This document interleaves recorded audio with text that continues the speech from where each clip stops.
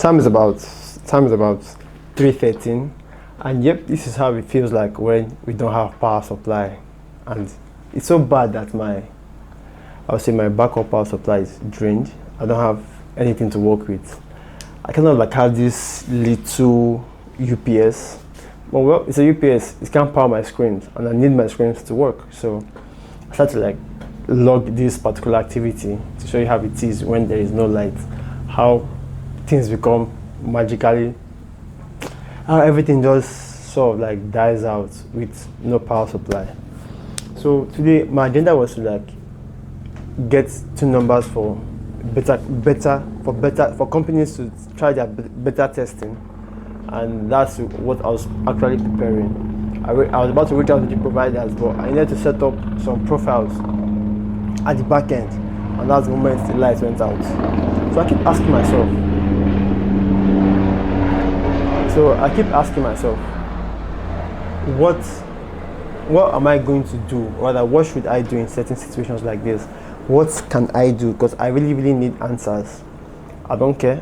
So I'm thinking of where to get money to pay for solar, because I paid for backup power supply. It didn't go well, so now I need to pay for solar. I mind you, these things aren't cheap. And the only thing that's funding all these bills is my freelancing gigs, which I've sort of like pushed to the evening times. So I use my mornings and afternoons for my startup, and I use the evenings for side projects that basically pay the bills. So I think today my plan was to discuss on my SaaS pricing, because it took us a period of time to come up with that pricing. Although I recorded the video of the meeting, but I'm not entirely sure the board was visible. So please hold on. I have somebody with me in my apartment. Okay, sorry, she's not coming here. So it's Nigeria, and these are challenges, things that we feel are supposed to be basic to make us productive, is what's actually getting us to this moment where we can't do anything. So I think for today's tasks, I was supposed to create 2 short form videos and 2 long form videos. 1 video for my documentary, 1 video of me creating.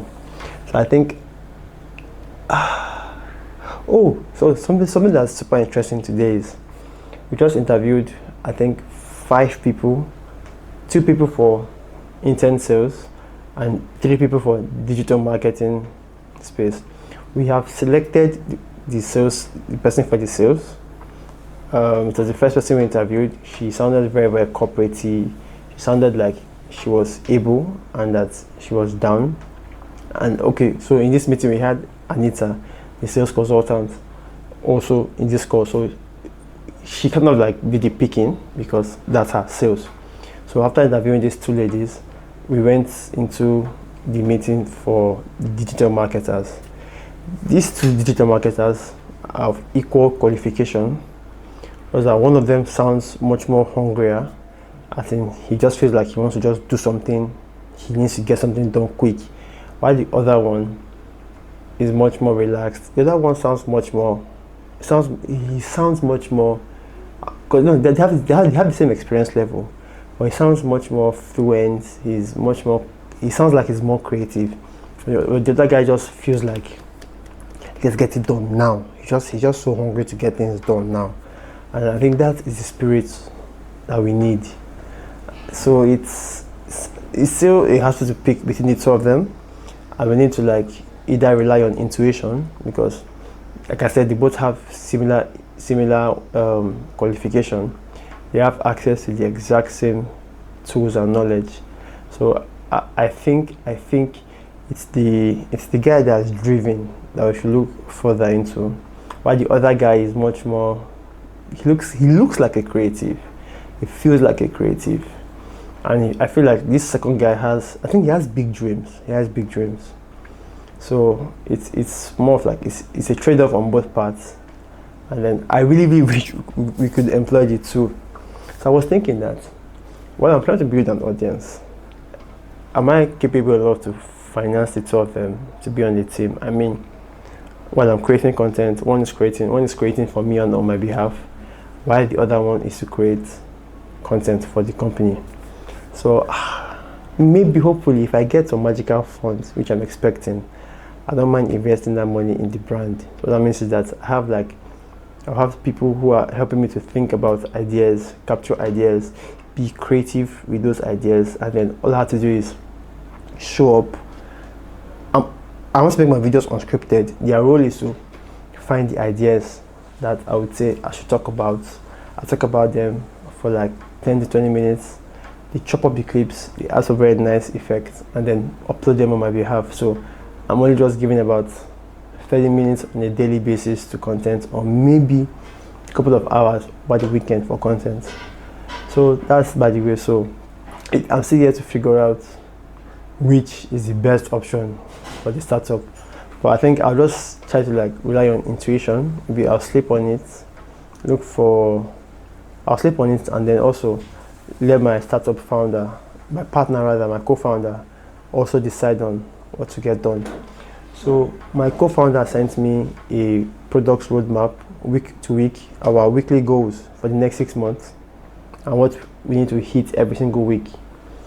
It looks unrealistic. If it looks possible, but because he's not a developer, he's not a tech guy, he may not know certain things that go into producing this tech related content. So I just feel like he'll be alright. Well, it's more like a challenge to me.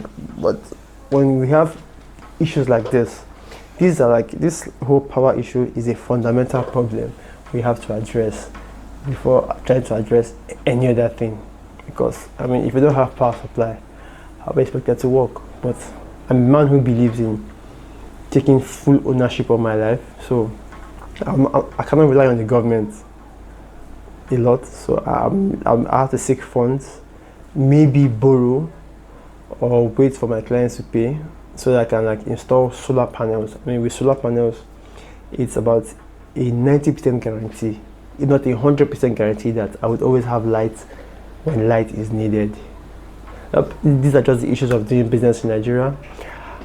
And I kind of like had this belief that, this strong belief that it might be difficult to get off the ground in Nigeria, I mean, with issues like this.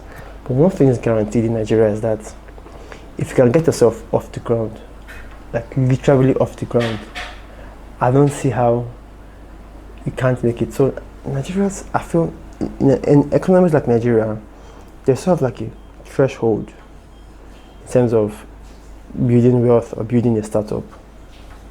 And then I firmly believe that if we can get to that threshold, which I believe we can get to in a year, with us just bootstrapping, focused, then it's definitely guaranteed to happen, to just cross the threshold and be in the big leagues. Because all we need, to be very, very honest, to stay afloat, are mostly just 2 enterprise customers.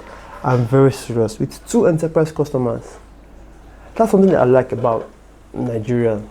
We can serve just 2 or 3 enterprise customers. I mean, it's just going to be like a breeze from that moment on.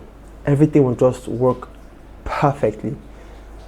So we're also working towards getting enterprise customers, but we kind of feel like targeting the SMEs first as proof of concept, to why we now get the enterprise guys. So enterprise guys will come in.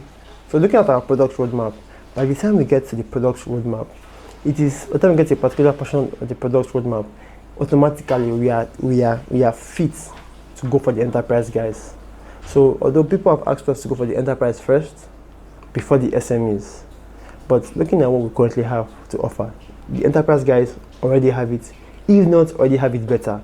But our goal is to just rise with the people who don't have it yet. Then by the time we have built to a point of the enterprise, then we can sell to the enterprise customers. That is why I see that Nigeria has a lot of potentials. Yes, the economy is not perfect. Yes, there are a lot of hardships.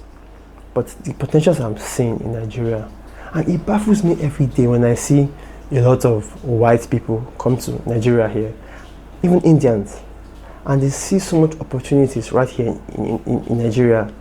I have this friend, His name is Nishant. We see at the gym every day, and our gym opened late today, and we started having a conversation on certain things, and he says the Nigerian government have basically said all expatriates should pay $10,000 as an entry fee.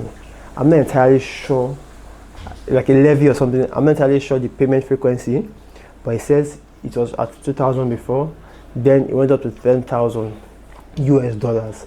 And if you're coming in as an executive, you have to pay $15,000. And he was like, it's to help promote.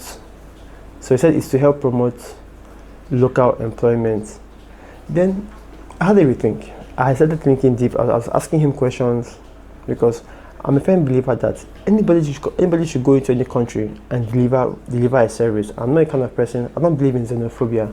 If your people can't get the problem solved, then people should be imported to get it solved. So I asked. And then I think my next question was this: why do first of all, why do people bring in Indians? And he said two things. He said one, credibility, and two, trust. And those two things are very important, because there's this quote I have when it comes to having a partner that you can do business with is, you want somebody who is very good, who is hardworking, and who you can trust. None of these three things should be out of place. So if we have credibility problems in terms of expertise, at the same time we also have trust issues, then we should not be surprised if expatriates is what the countries are going for, or is what companies are going for. I mean, I have Nigerians who hire Indians to get some very, very funny task done. And I understand. To me, it's very, very questionable, because I'm very grateful for how much I have put in the sense that my clients can tell me for sure is I deliver. I may not be perfect, but they see that effort I put in to try to over deliver on my promise. So I'm not trying to call myself a saint, but one thing I can say is that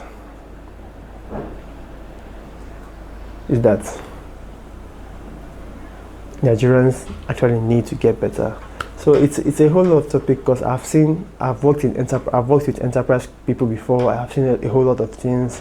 So by the way, I just don't want to get into things as funny as this, or long discussions like this. So I think I'm still going to discuss further in the evening, because I'm still trying to think of the 2 short form videos I'm going to make today, and hopefully make them, because it's part of my agenda for the day.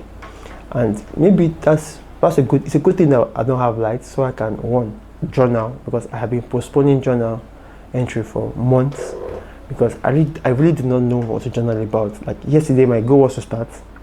There was no light, so what I wrote was, this is my first page of my 180 days journaling, and then I don't know what to write, which is exactly what I think Ali Abdal said we should just put. So I think I'm just face it right now and go and look at journaling prompts, write them, and then be objective about it. So thank you very much. See you in the evening.